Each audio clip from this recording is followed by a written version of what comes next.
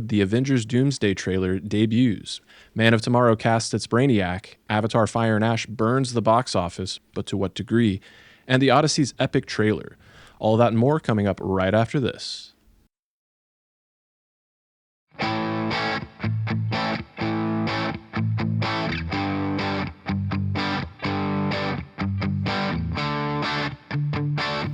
Welcome to Multiverse News, your source for information about all your favorite fictional universes. My name's J. Scotty St. Clair, and I am just one of the humble elves in Santa's workshop making this show happen for you all, and I cannot do it alone. With me is fellow elf Haley Hobbs. What's going on? I'm the one responding to social media. That's my elf job. Very nice. We appreciate you. And we also got Jay Sisson. What's going on, Jay?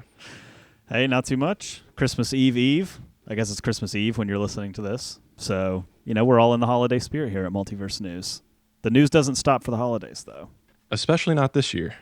No. It's usually like Christmas, it's kind of like, all right, I guess we're just going to talk about what we liked in 2025, but not this week. The news was flying off the shelves this week. It certainly was. So let's not waste any time. We do have a gift to unwrap in the form of a 5-star review. This one comes to us from Paracletes, who says, "Love the show and longtime listener to the network. I'm a big fan of the MCU and very excited for Doomsday. I can't wait to see the teaser trailers, but can't figure out why y'all are so mad about it. Does podcasting make you guys more critical or cynical about the biz? As quite the opposite of being a filthy casual, I'll happily watch whatever trailers the MCU gives me and then judge the marketing promo after all the teasers are released." I feel like this leads right into our start story, but podcasting does make you a little more critical of things, I feel like, in general, because you are watching things with that eye differently. But I think with this, as if I step back, because I've been thinking about this teaser thing like all day long after they dropped it, it's kind of like the MCU just went off the rails, and they haven't been able to figure out what to do to get it back on track, is how it feels, I think, especially from our point of view, and that this strategy was maybe not the best one for them to take, and yet it's the one they went with, sort of. And I think the sort of is part of the problem with Marvel right now, and it's like, no, we love Marvel too, and we're excited about all things MCU for sure. It's just kind of the stutter stop has been challenging especially from a podcasting standpoint, but I think also as a fan, when you see, sorry, I'm on like a soapbox right now. As a fan, as you see people attacking something you love, I feel like it's hardened a little bit, some of the stuff when you're covering it every week. And so I appreciate the, come to Jesus moment a little bit here of like, don't you like it? It's like, yeah, we do. We just have issue with some of the weirdness that they just seem disjointed. Yeah, I don't think any of us had an issue with the teaser. I mean, all of us were fine with the teaser and the fact that it exists, I think.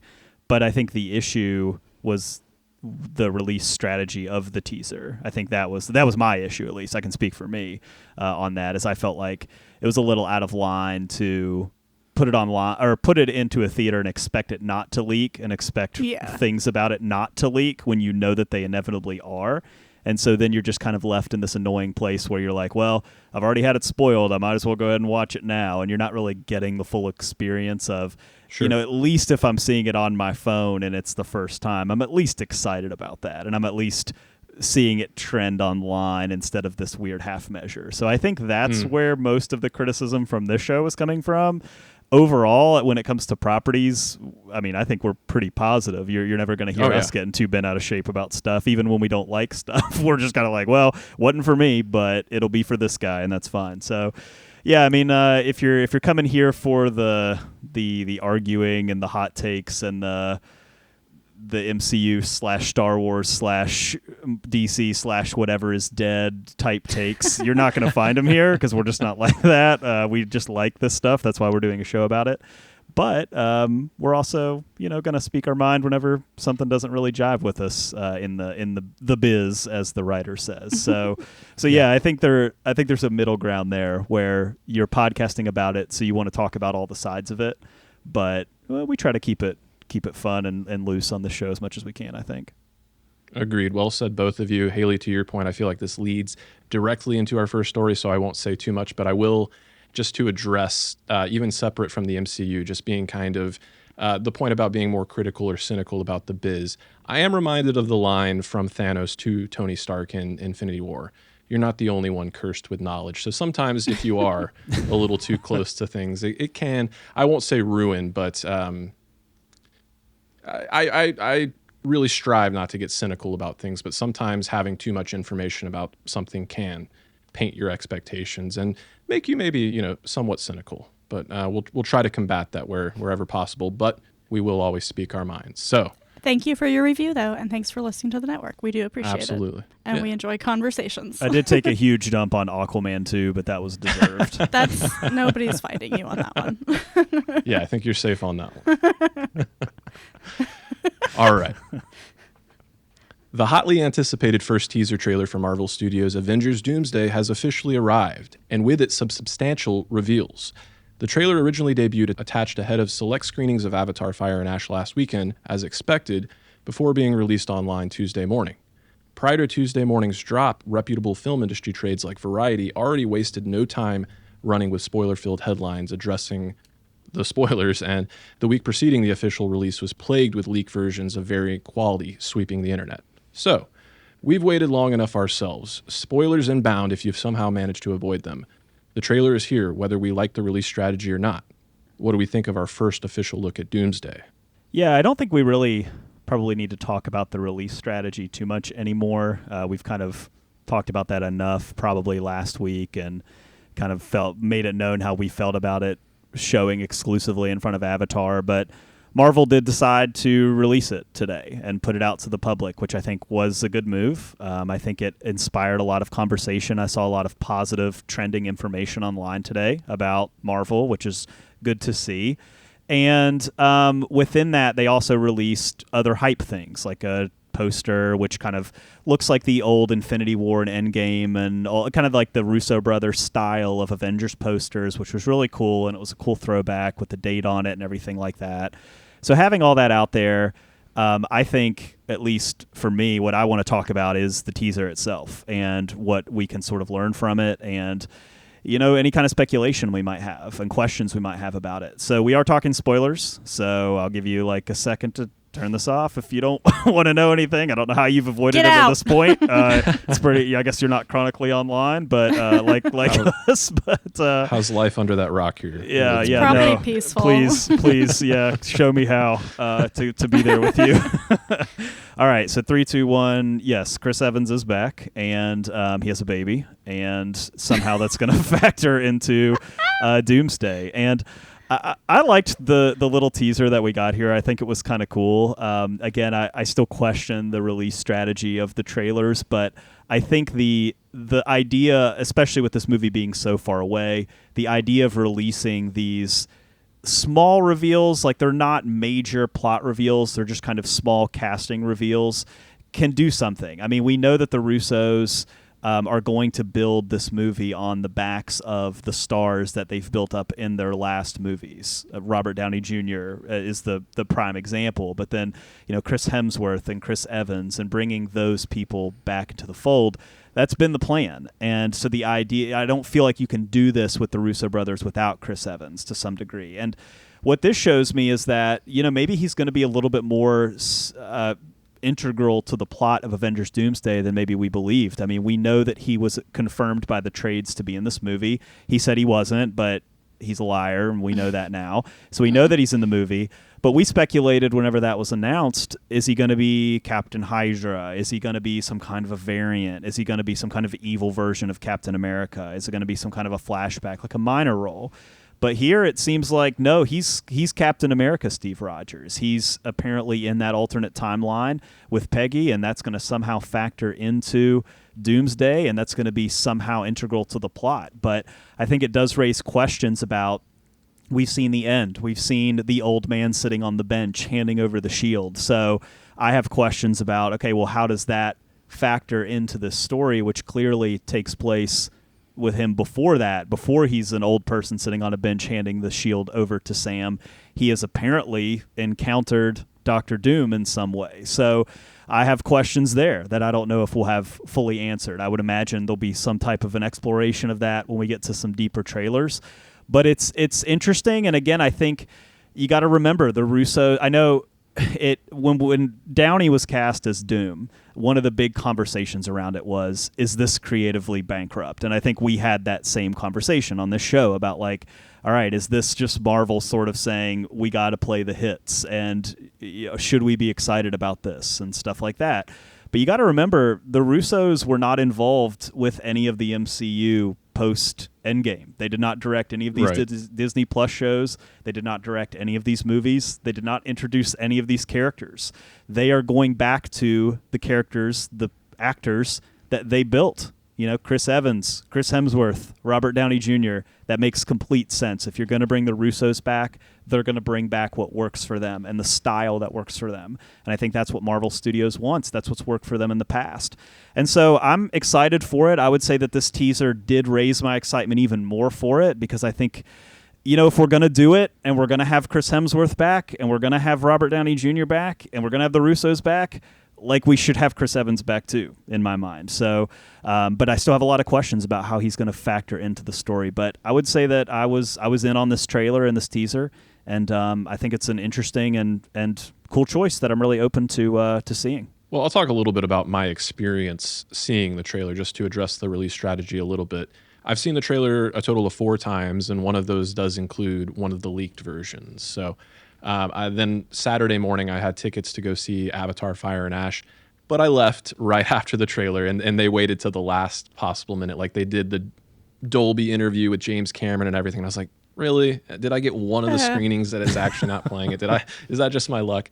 But it came on, and I will say, when I saw the leaked version, I was a little underwhelmed, just because, to your point, Jay, like a year ago, we had trades like Variety running with the fact that not only Chris Evans was coming back, but Haley Atwell as well. And then those stories were never really retracted. Marvel just never confirmed them. And then, you had Chris Evans out there lying, like we've had so many actors lie to us before. So not really much of a surprise there. So I was a little underwhelmed, just in terms of it being a reveal and a first look at Doomsday, but I had to take a step back, much like I kind of had to do with Supergirl, and separate myself as a super fan that has my finger on the pulse and actually think about it. The average casual moviegoer that is going to see Avatar and is not expecting or anticipating this trailer, will this work for them? And I think it will. I was actually caught up in the moment seeing it in the theater. Having that musical cue come in, it just worked for me a lot better. Then I saw it again on Sunday when I saw Avatar in 40X, but I'll talk about that more later. And then I watched it again when it was released online this morning. So I've kind of come around on the trailer. I do think it's a little bit of the best of both worlds here. I wish there was a little bit more of a substantial reveal or something for the diehards or the people like myself that eat every little thing up. But yeah, everything you said, it makes a lot of sense to bring Chris Evans back. And I have to imagine he's been part of the proceedings for a really long time, like probably before he even did the cameo in Deadpool and Wolverine. It just seems like he is a team player, even though he's happy to say, hey, happily retired. Sam Wilson has the title now. And I have seen some backlash from people saying, hey, is this a disservice to Anthony Mackie and the Sam Wilson version of Cap? Well, to address that, there have been multiple times in the comics that you have both people sharing the mantle. But what the trailer did is it didn't say Captain America will return. It said Steve Rogers will return. So I took that to mean, like, what you brought up, Jay. Will he be Captain Hydra? Will he be Nomad?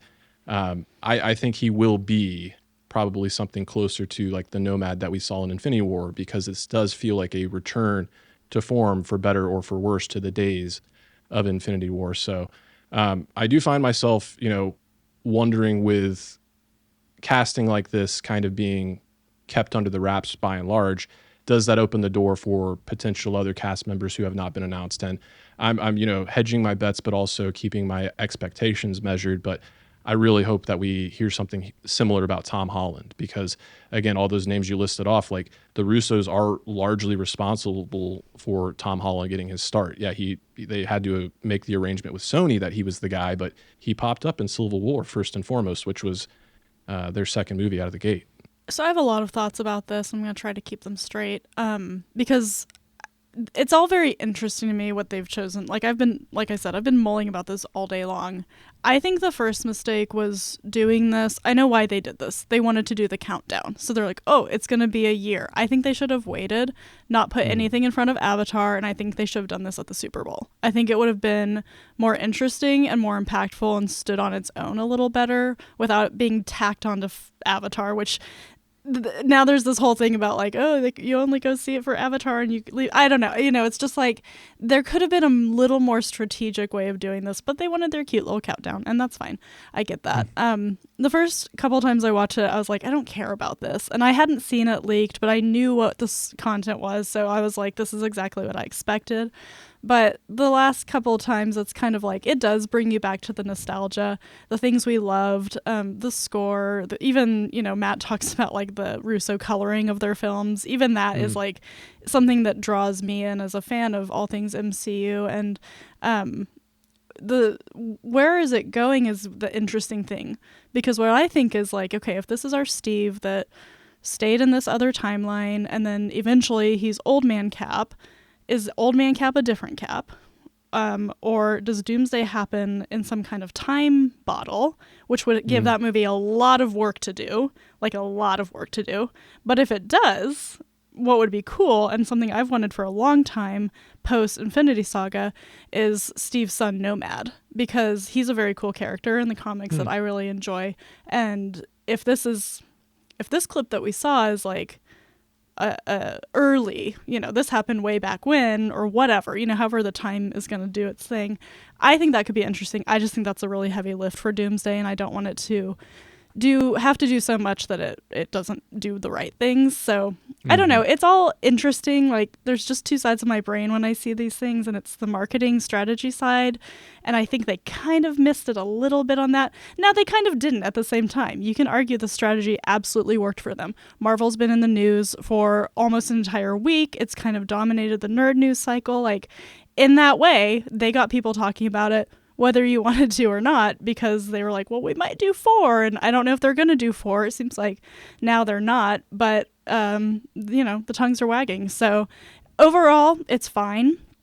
It's not the most exciting thing. I think it could have been more exciting if they had stopped the leaks, if they hadn't said anything else about it ever, and if they dropped this during the Super Bowl. Those are my 3 takes, really. Well, a lot of times during the Super Bowl, too, you'll see studios or products buy short stints at different commercial breaks. Imagine how much more hype there would have been if, like, the first commercial break would have been this, and then the second commercial break would have been the next trailer, and because they're all like 15, 20 seconds long, cool. And then the third, and then you do like a final reveal trailer, the fourth. So it's like you're dominating all of the commercials of the Super Bowl. Every time it cuts to break, you're seeing a new shot of Doomsday or something like that. Like, that would have been a lot more powerful. You would have gotten in front of a lot of eyes. Or even if you wanted to sort of tease the hardcore fans like us and then bring it to the general public later, what if you would just put Chris Evans on one of those chairs, like during the chair reveal? Like, people would have went nuts online in the small Marvel communities.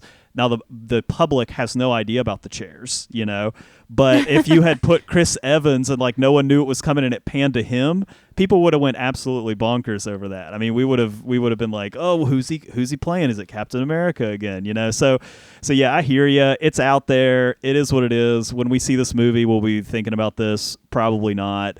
But yeah, like what you said about the groundwork, it's that was the first thing I thought while seeing this, was like, man, this movie has got a lot to do in the first 20 minutes. Because you think about going into Avengers and Age of Ultron and Infinity War, how much groundwork had been laid across movies after movies after movies, to where you knew so much background information about these characters, to where you just came into that movie with so much already answered. The Russos did not need to sit there and say, well, how did this guy get with this guy, and how does this guy know this guy? Whatever. You could just throw Doctor Strange and Spider-Man and Iron Man and all these people onto the screen, and it was totally fine, and no one missed the beat.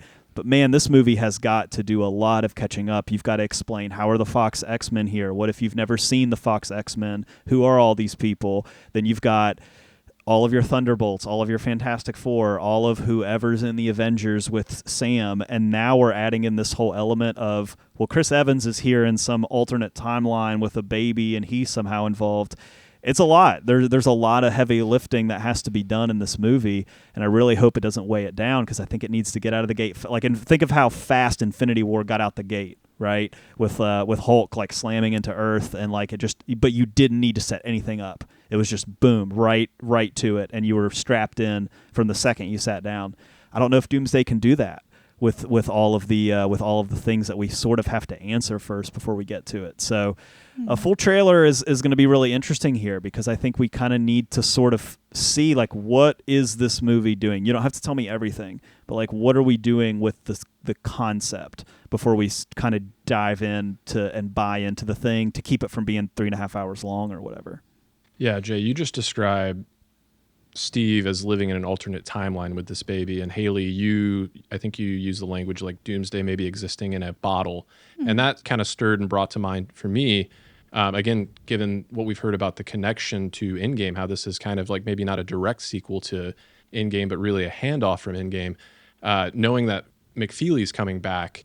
There was always the conflict between the Russos and the writers about how Endgame ended with Cap specifically. Like, one was saying, hey, he lives within this timeline, had to make certain sacrifices, ignore some things to live in that timeline. And I can't remember who said what, but then the other was like, no, it's an alternate timeline that he's existing in. So I do have to suspect that they're going to address that in a real way. And hopefully the next... I guess like the official trailer, because this is a teaser trailer, and I have to say I love that super trailer strategy release there with the 4 releasing to a big one. That would be I'm kind of sad to exist in a world where that was not the release strategy, but maybe they're listening. Are you listening, I have to Marvel? say a couple more things, because what you're saying about the Endgame ending, they also need to answer, and this has been bothering me all day long. In The Winter Soldier, Peggy says, Steve saved all of these men, including the man who ended up being my husband. That's right. So either truly he's in an alternate timeline when he went to be back with Peggy, or she's referring to Steve in The Winter Soldier, and it's like, that makes my brain break in a different way. And I don't know that that's super solvable. I mean, I can headcanon that, and that's okay. But that's just been on my mind all day. I've been thinking about it. I'm like, which Steve is it? Is it Steve at all? Is it somebody else? And then I do want to say, I think the poster they released is very cool. I like it a lot. I think it's supposed to make us think of the Sanctum Sanctorum. Ooh, but that's like definitely a window in a castle in Latveria. Come on now. Ooh, good call. Good call. All right, let's pivot over to the distinguished competition. James Gunn's quest to find the DCU's Brainiac has come to an end, as Lars Eidingers begins as he's been cast to play the classic villain in the Superman sequel, Man of Tomorrow. The German actor, largely unfamiliar to American audiences, but acclaimed for European work like Babylon Berlin, will face off against David Cornsweet's Man of Steel and Nicholas Holt's Lex Luthor in the sequel releasing July 9th, 2027. Gunn has a penchant for taking gambles on relative unknowns and launching them to stardom. Can he do it again for such an iconic and formidable foe? This is definitely one of Gunn's strong points. He does do a good job of lifting up actors who are not widely known to people, and so in that way I'm excited. I don't know this actor. I've seen one thing he's been in, which is All the Light We Cannot See, which is on Netflix, and I didn't like it. Not good. Not recommended. Mark Ruffalo is in it, doing the most questionable accent you've ever heard in your life, but beside that, I don't remember what Lars played in that movie. What I think is funny about this is we never actually truly confirmed Brainiac was the villain, and then James Gunn's like, but here's the actor, so yeah, it's him. And I was like, okay, James, that's on brand for you. I think he was probably fighting in the comments like 3 days before this, like, I've never even said Brainiac's in the movie. On his burner. Come on, man. Come on. Yeah, I was virtually completely unaware of Lars. I haven't seen anything that he's done, but to your point, I do think this is Gunn's kind of sweet spot. Like, thinking back to the Guardians of the Galaxy, yeah, Chris Pratt was pretty well known with his connection to Parks and Recreation, and Zoe Saldana had a couple of hits, but I don't think either one of them were like bankable stars at that point in time. And look at Bautista, Dave Bautista over there. Like, Even Bradley Cooper. Like Bradley Cooper was a known entity, but and he's doing voice work, so I don't know if it's as responsible for launching him to quote unquote stardom. But this really is Gunn's niche, and to address some behind the scenes and production things. Like we have heard that as much carte blanche as Gunn has been given to do his DCU, they are tightening in the reins when it comes to his budgets. And I think talent is one of the places that he looks to save on his budget anyway. But this serves multiple purposes for me. Like Brainiac is a guy that's going to be under a lot of makeup, a lot of CG if they're going to do it right. In my opinion, I want him to look otherworldly. So to take someone that's going to be pretty unrecognizable anyway, I think it just makes a lot of sense. And not to knock against David Cornsweet in any way, shape, or form. I think he's a great Superman, was one of my favorite parts of that movie, but I do think he's giving kind of like Chadwick Boseman did in Black Panther. I think it's a pretty generous performance where he gives his other players like a lot of room to kind of eat up the scenery, and I think that really benefited Nicholas Holt's Lex Luthor. So I think it makes sense to maybe, we heard some other names that were being bandied about, like Sam Rockwell. As much as I would have loved to see Sam Rockwell in this movie, I could easily see him just stealing every scene from David Cornsweet. And when you're trying to prop up your Superman and make him as bankable as someone like Batman, that's just not the greatest look. So I'm pretty excited about this. He's kind of unproven for me, but I'm always an advocate for taking unknowns and giving them opportunities and creating new names and new household names. I guess my one kind of reservation and one thing I kind of hope against is that given the character of Brainiac, I hope this is different enough, especially coming off the Supergirl trailer, which I know is Dave Gillespie, but Gunn clearly has his hands in. I just hope this version of Brainiac is not too much like the High Evolutionary from Guardians 3. I think there's potential for that, but it's way too early to know what this version of Brainiac is going to look like. Yeah, Gunn has always been really, really good at casting. I mean, his entire career, he's been great at casting. I mean, you think about even John Cena as Peacemaker, which is so iconic now. Back when that first happened, it was kind of an eyebrow raiser a little bit.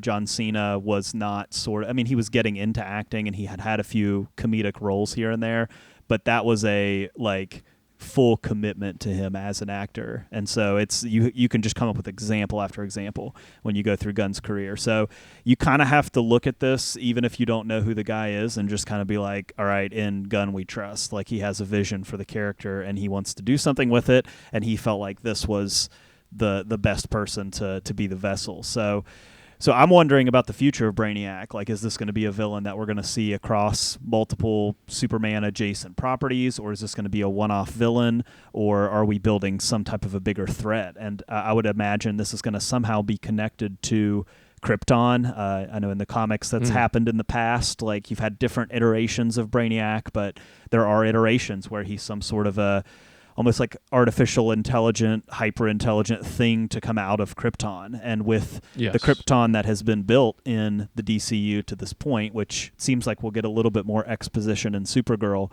but that particular world does seem to kind of have a little bit of a, conquering Roman Empire sort of feel to it. So I'm interested in that, right?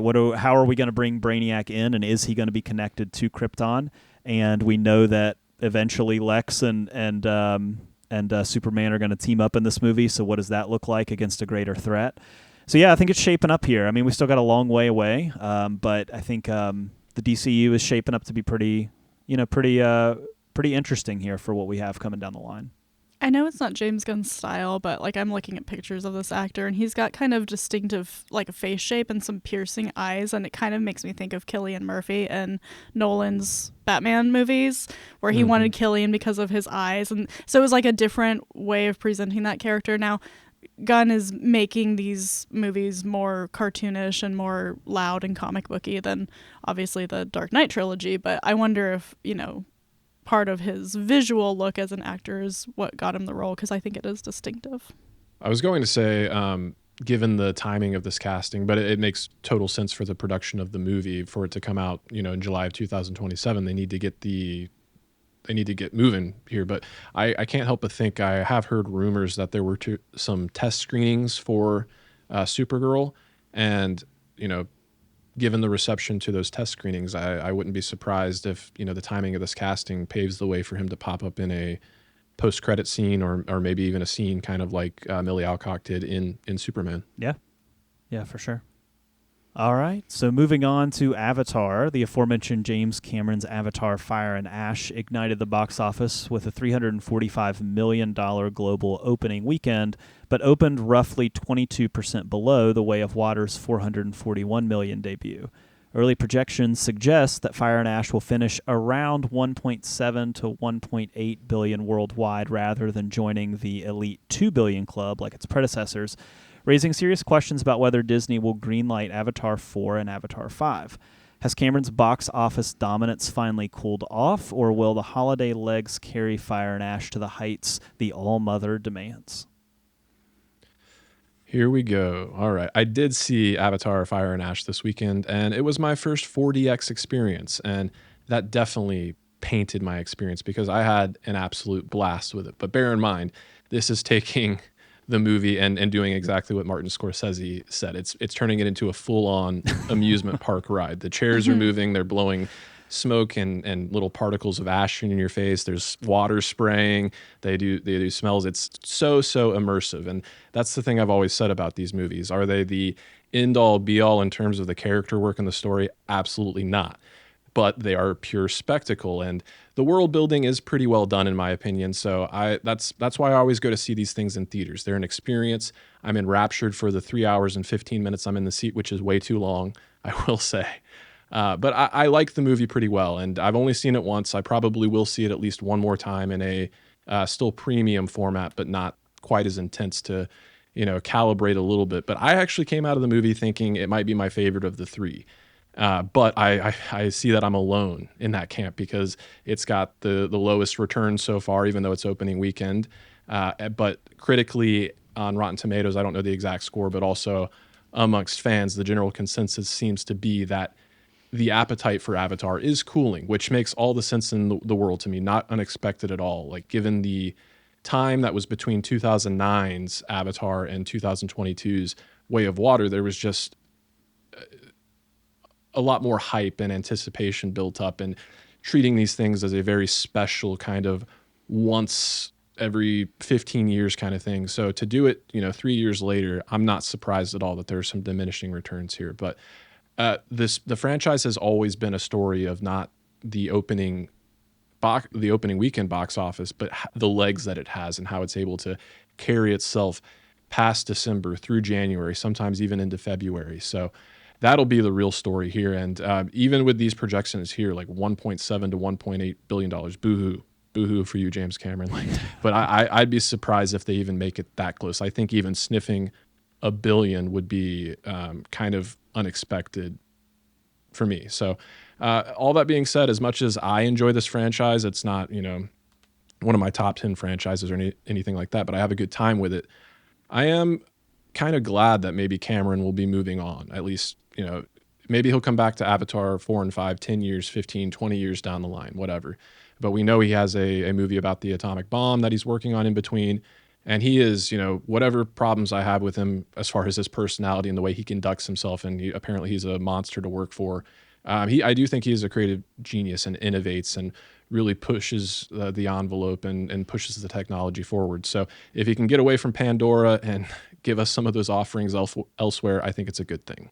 Yeah, I saw that 1.7. I'm with you. I saw that 1.7, 1.8, and I was like, I don't know if we're going to get that close because, yeah, it had the big opening weekend. It was very popular overseas. Not a lot of that was from America. It had a solid opening weekend in America, but a lot of that was from overseas. And you just look ahead, is there much coming down the pipeline? Like, not really. Between now and a couple months from now, it's pretty much going to be the only big spectacle film in theaters for a while.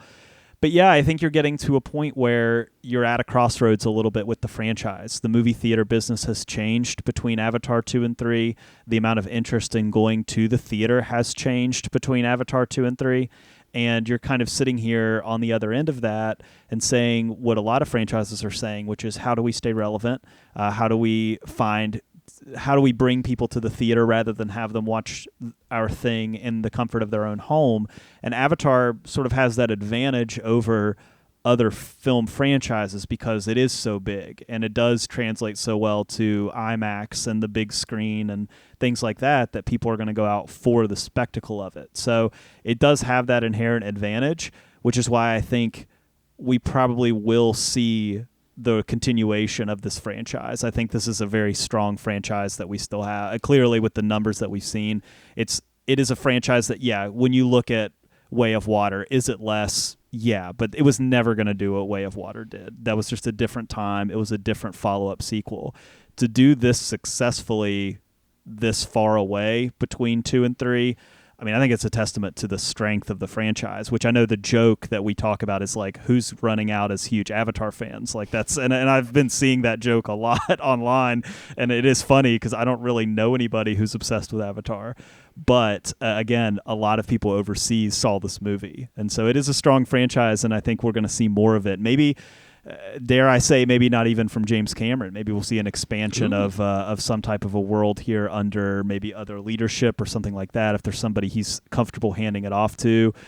I don't know if I see this ever being a series or anything like that, but again, you can kind of see it. There are avenues here to expand this franchise if you wanted to, and I think we'll see it. Yeah, you can't pay me to care about this franchise, so I have nothing to add to this conversation. Yeah, I mean, again, it's like for me, like I saw the first one, but I didn't see it in theaters, and then the second one I just didn't really have a whole lot of interest in, and the third one, same thing, I just didn't really have a lot of interest in, and not even knocking it, it's just, it's not really for me. I just don't care about it. But man, it's for a lot of people, you know. It's good for them. Avatar is alive and well. They should have done some kind of 3D popcorn bucket thing. I'm surprised they didn't. Is that too gimmicky for you, James? There's got to be some popcorn buckets out there. I haven't seen any, but nothing will touch the Dune bucket, obviously. But there's got to be something out there. That's right. All right. Moving on. Christopher Nolan's The Odyssey dropped its eagerly awaited first official trailer, showcasing Matt Damon in the title role, battling to return home after the Trojan War in an epic shot entirely with new IMAX film camera technology. The highly anticipated adaptation features a stacked cast, including Tom Holland as Odysseus' son Telemachus and Anne Hathaway as his wife Penelope, with the film already selling out 70mm IMAX tickets at AMC and Regal ahead of its July 17, 2026 release. Can Nolan's ambitious vision of Homer's classic tale deliver another legend at the box office like Oppenheimer? You know, I think all of us are probably in some online circles. You know, like, Haley, I know you're in, Bookstagram and book talk circles. You know what books people are talking about. We talk about Matt being sort of in, like, Star Trek circles. He's got his finger on the pulse of Star Trek. All of us are sort of in the Marvel online communities. You know, I'm a history teacher. I'm in history nerd online community. You know, I kind of have my finger on the pulse of, like, people who like history, like what books are being read, what books are being talked about, what documentaries are blowing up. I'll tell you that people who love history are really kind of snobby, I'm going to be honest, but they really don't like this. They are really anti Christopher Nolan's The Odyssey because they feel like it's not historically accurate. Now, I will come back and say that I don't care about that. I really liked this trailer. Like, I don't even care. I understand that, does the Greek armor not look like what they would have worn or what Homer described in The Odyssey? Well, no, it doesn't, but The Odyssey to me it's the quintessential myth, right? It's a myth. It's been passed down. It's been written. We don't even know if Homer was one person. Like, a lot of historians think it was just a lot of people who've told the story over time and written it down and passed it down by word of mouth and all of this. So it's a myth, and it's always been a myth. And I think when you have a myth, you find something in it to retell from your own culture and from your own perspective. And the story of the Odyssey to me is not a story of the Greeks and the Trojans and all of that. To me, it's a story about home, and it's a story about the cost of war and trying to get home and, like, wanting to be home and all of that. And what does that mean? And that seems to be the direction that Nolan's going with here, is that idea of like the psychological cost of war. Matt Damon saying, "What if I can't come back?" And things like that, like to Anne Hathaway in the trailer. Like that to me shows me the direction that he's going in. And I'm down with that, and I'm cool with that. So, historical realism be damned. You're not going to get that sort of take from me. I was really in on this. I think the shots are absolutely beautiful. I think it's going to really amazingly translate to IMAX. Like, you can tell how painstakingly shot a lot of these were on the actual ocean, on the beach, with the sun in a particular location. Like, there's some beautiful shots in this trailer. Now, did the trailer do anything to tell us about the story? Not really at all. We need a bigger trailer to really get to the root of what the story is. This was a teaser by all senses of the word, but I think it did enough to inspire a lot of interest. I mean, I think this is going to be the movie of the summer. I mean, I think it's going to you got to understand, like, too, like Nolan's a bro, like bros love Nolan, like, you know what I mean? Like, guys love Nolan movies. Like, that's why, like, when we talk about Barbenheimer, it's like the girls saw Barbie, the guys saw Oppenheimer, like that was the story. It was counter programming, and that's why it worked. And it was like, you had this like cool crossover. It was like, well, we want to see both now, like that whole type of thing. Like, that's what made it cool. Guys love stuff like this, and I'm just telling you, like, guys are gonna fill the theater to watch Christopher Nolan's The Odyssey. Like, it's a war movie. It's like, it's got the Greek soldiers in it. It's got the Oppenheimer / Dark Knight trilogy guy behind it. Like, people are gonna be down for it. So I think it's gonna be huge. I liked the trailer a lot, and it is what I thought it was going to be. When everything we've heard about this movie, it seems to come off in this teaser. It looks beautiful. My favorite comment on whatever account I first saw the trailer on was, I watched this trailer on my phone just like Christopher Nolan intended me to, which really made me laugh. I'm not going to lie. If you know, you know. But it is cool. I also don't care about the historical accuracy because oral history is what it is. And like Jay's saying, and he would know, we don't know who really did this. And it's a story. And movies are not here to provide you with historical accuracy in every sense of the word for any reason. That's not why they're made. They're made to be entertaining. If you want historical accuracy, watch a documentary or something. But I think it looks cool. I love that the thing I'm seeing the most is Benny Safdie as Agamemnon and how cool he looks. And people are like, it's like Batman Trojan. And it's like, yes, it is. And it looks really cool. That's what makes it cool. Yeah. And so I'm looking forward to it. I feel like I've always felt this was a weird project for Nolan to take on after Oppenheimer, and I can't really articulate why I feel that way. Maybe it's just so different from that film, and that's probably why he wanted to do it. But it also feels very like rooted in fantasy in a way that's not normal for him, even with the Dark Knight trilogy. So it just feels weird to me, but I'm like, I can be here for it. It's fine. I do think that this one battles a lot he's cast all these amazing big stars in it, and you just really see who they are, except for Benny Safdie, because you can't see his face behind his helmet. But it's like, that's Matt Damon, that's Anne Hathaway, that's Tom Holland. That might be the only thing that's like not a negative to me, but it's kind of hard to overcome, because I don't, maybe they're going to disappear into the roles when the movie's out. But yeah, I'm excited for it. I'm glad that Ludwig Göransson is scoring another one of his films, and yeah, it's going to for sure be a huge movie. Indeed. I don't have too much more to add. What you brought up about like the fantasy elements, that's what I am particularly fascinated by, because it does by and large seem like it's going to be a incredibly realistic approach to the epic tale there.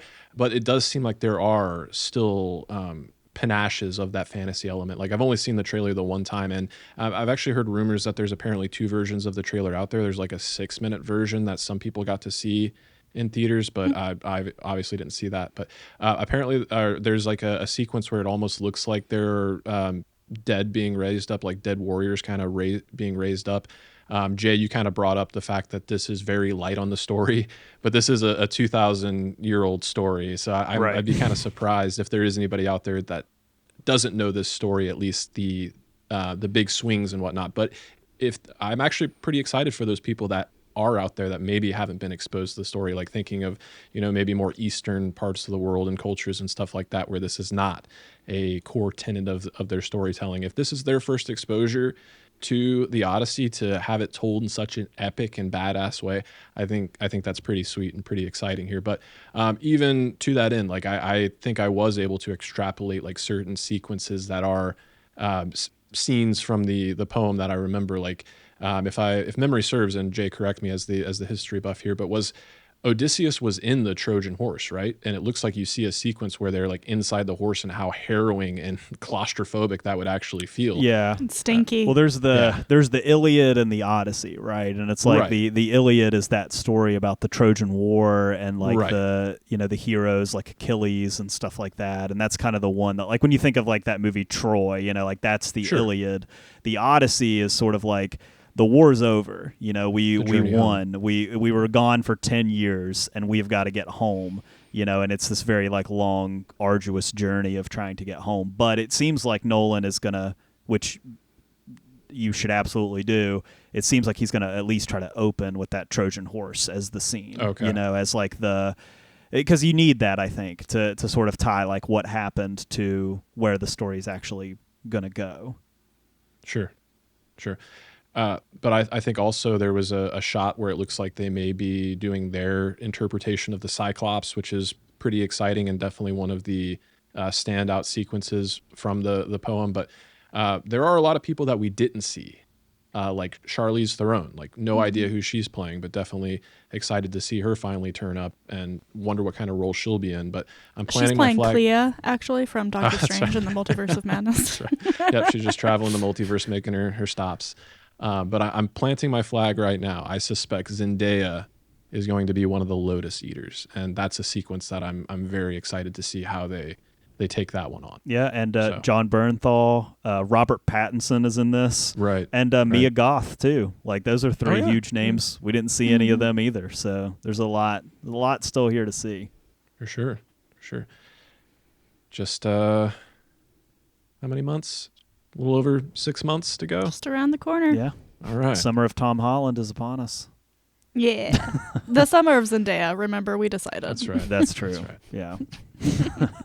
Tom's just there.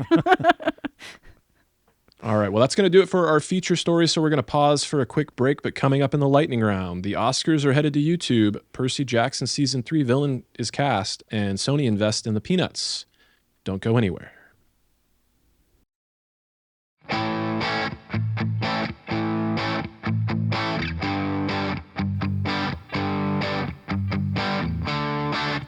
Welcome back to a very merry multiverse news. Ho, ho, ho. How are we? I got nothing. All right. Well, now that we're back, before we dive into the Spotify poll and the lightning round, we have to let people know about our Patreon. So who would like to let the people know about what's going on Patreon? Give the gift of Patreon this holiday season on a JetBlue holiday. You can go find our Patreon at patreon.com/multiversenewscast. It's just $4 a month, which is less than $1 an episode that we provide to you. And sometimes you get even more bang for your buck, depending on what's going on. Like this month, we had our Supergirl trailer coverage, a little extra episode.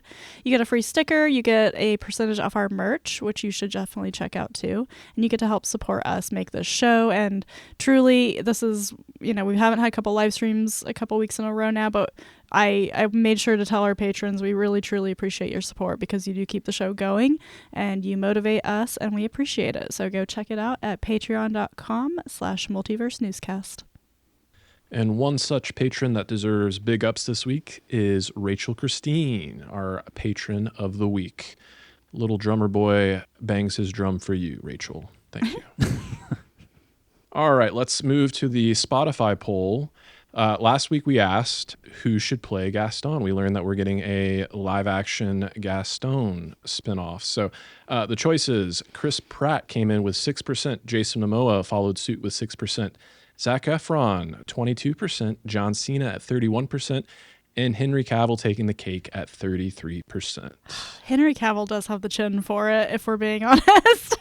I feel like he could really ham it up too. Like, I know we haven't seen that side of him a whole lot as an actor, but I bet he's got that somewhere inside where he could really be kind of funny if if we needed him to. John Cena's funny. We had thinking about that, I'm just like, wouldn't he just be Peacemaker? Basically, like it's just it's the Peacemaker character. I mean, just like the dumb sort of I'm better than everybody else kind of feeling walking around. I feel like we really lost the spirit of what the Gaston movie is, but we don't know. Maybe. Like, is it a prequel? Maybe. Is it young Gaston, or is it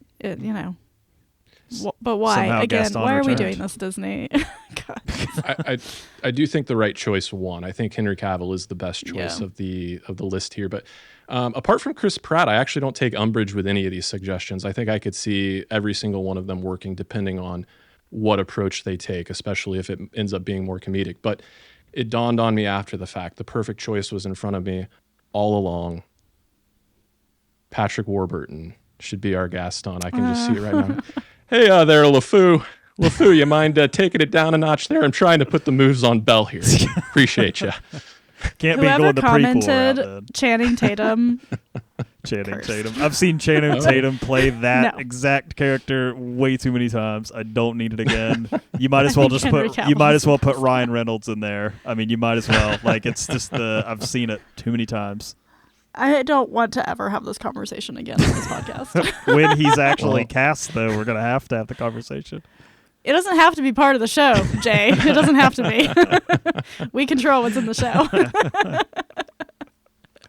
Let's move That'll on. be the Spotify poll for this week. Should we continue to talk about Gaston? 99% yes. It's yeah. just Haley votes no.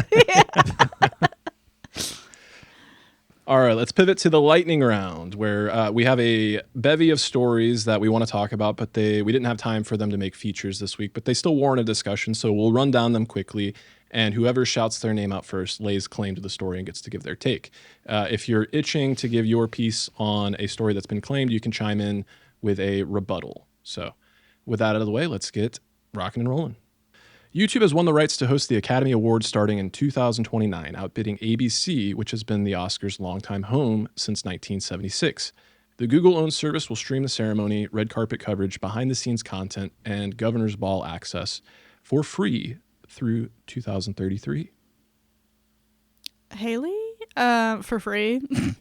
Sure. Just with ads sprinkled in, right? You're, YouTube? yeah, Like, you're the, come on. You're the product. Yeah, let's not do it like this. ABC is owned by Disney. Disney probably just didn't want to pay for it anymore. If YouTube was able to outbid them. So I don't have any feelings about this, bad or good, but it won't be free. You're watching ads. I'll just chime in to say I do think it's a pretty big shakeup, so I wonder what the ramifications will be, if it will have a big uptick in viewership and maybe target the younger demographic that they've been trying to get on board for such a long time, or if they'll end up falling flat on their face and it resulting in, the Oscars going the way of the dodo, or at least the ceremony.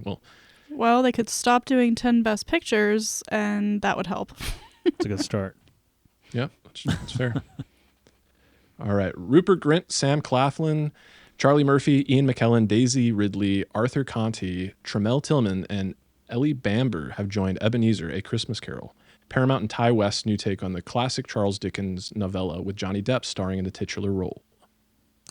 Jay, it's cool to see this cast fill out, and there's definitely some recognizable names in there. Tremel Tillman from Severance, Ian McKellen, obviously, Rupert Grint, from Harry Potter, Daisy Ridley from Star Wars. Like, it's a really interesting cast.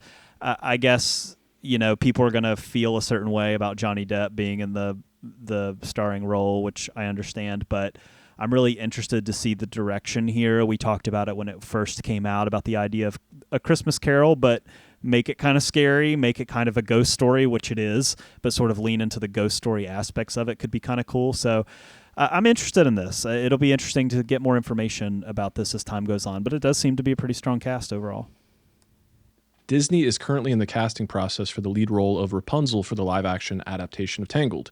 According to The Hollywood Reporter, the shortlist includes Freya Skye, who made her feature debut with Disney's Zombies 4, Dawn of the Vampires, earlier this year, Sarah Catherine Hook, who appeared in the most recent season of White Lotus, Australian Tegan Croft, perhaps best known for playing Raven in the DC series Titans, Lola Tung, who starred in The Summer I Turned Pretty, and Olivia Mai Barrett, who appears on Apple TV series Invasion.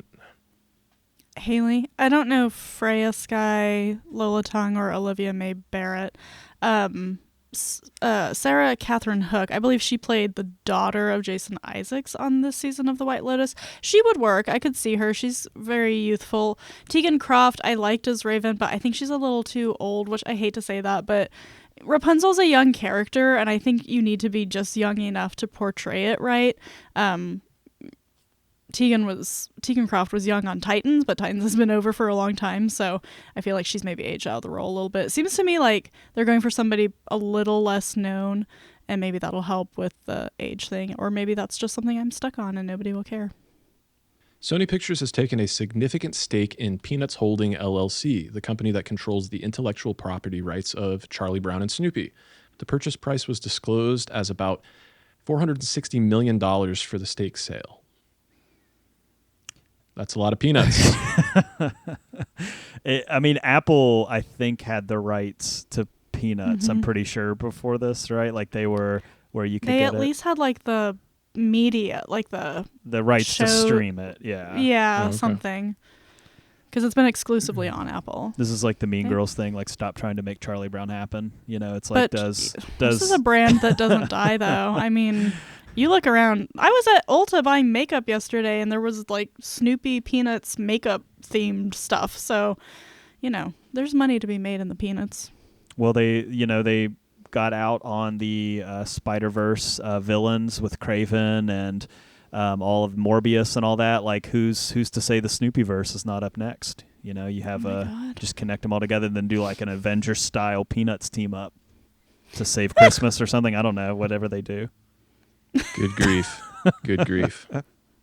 Sony Pictures has tapped Paul King, the director of Wonka and the Paddington films, to direct the live-action Labubu film. I hate Scotty, this. Paul, Sony. you don't have to do this. Save yourself. Save yourself. I'd love to see the check that they slid across the desk and they were like, all right, buddy, this is what we're going to give you to make a live action Labubu.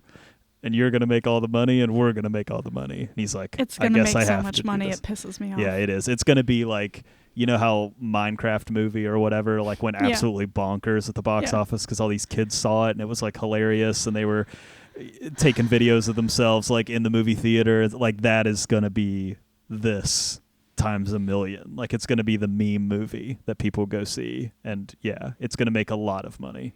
And the 24 cat Labubu is going to be the villain. Disney Plus has announced 3 major castings for Percy Jackson and the Olympians Season 3, with Holt McCallany playing the Titan Atlas, David Costabile as Dr. Thorne, and Jesse L. Martin as Annabeth's father, Frederick Chase. McCallany will appear in 6 episodes as Atlas, the primary antagonist who is freed from holding up the celestial heavens and now seeks to lead Kronos' armies in a war against the Olympians. Haley, I haven't watched season 2 of Percy Jackson. Brian and I ended up not covering it over on Source Pages because we just were too busy and weren't even able to podcast for about a month. So, yeah, I mean, you're just filling out the cast. It's a lot of books. It's a lot of characters. So it's going to be a lot of casting. The Legend of Aang, The Last Airbender, has been pulled from its planned October 2026 theatrical release and will instead debut exclusively on Paramount Plus in fall of 2026. Paramount Plus is becoming the exclusive home for all animated Avatar Studios content, including the new series Avatar 7 Havens, as the studio refocuses the franchise on streaming rather than theatrical releases.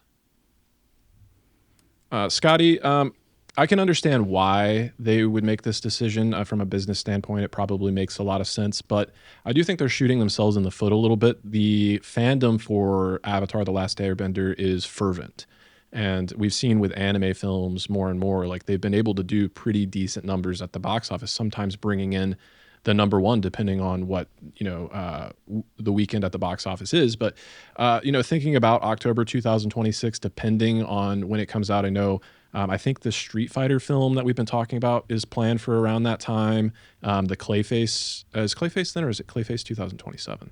I think it's next I thought year. it was next year. 26. Yeah, I was thinking it was Yeah. next year. Yeah. So yeah, there could potentially be some competition. I do think you see some crossover with the fandoms there. So as wallets get tight and theater ticket prices continue to go up, and you have to make a decision, it could be stiff competition for them there. But yeah, they have always done really well as an at-home franchise, and I don't think anything will change for them. But as far as Paramount Plus being the home for anything, be it Avatar or Star Trek, just not a fan of that. Okay, and that will do it for this merry edition of Multiverse News. Before we get out of here, let's go around and let the people know where else they can find us, what else we have going on. Haley. Yeah, Brian and I did gather and we did kind of a 2025 year in review, things we loved, both books, movies, and TV shows. So check that out at Source Pages. And then we'll be back in the new year with new content. Ashley and I did a commentary watch along with Emily in Paris season 5, if that's a love to hate, hate to love show for you too. Those are on Twitch and on Unqualified Opinions, and some are drunker than others, but you know what? It's the holidays. Give us a break. And then we'll be doing Outlander coverage still too with Stranger Things. She's busy doing that, so we may miss a week or so, but it's still there on Always Watching. And Jay. Yeah, Commute the Podcast had a special Christmas edition episode this Monday. We will be off next week, but if you haven't subscribed over there, please check us out. And as for me, you can also catch me over on the Always Watching feed, where we've got Pluribus coverage coming to an end. Next week will be the finale for that show. That's been a lot of fun to cover. And Fallout, the first episode of Fallout season 2 is out there, so I know we're kind of trying to come up with a game plan for covering that, but that'll come down the line. Stay tuned for that. And with that, thank you for being here, and you stay classy and merry, Multiverse. Peace.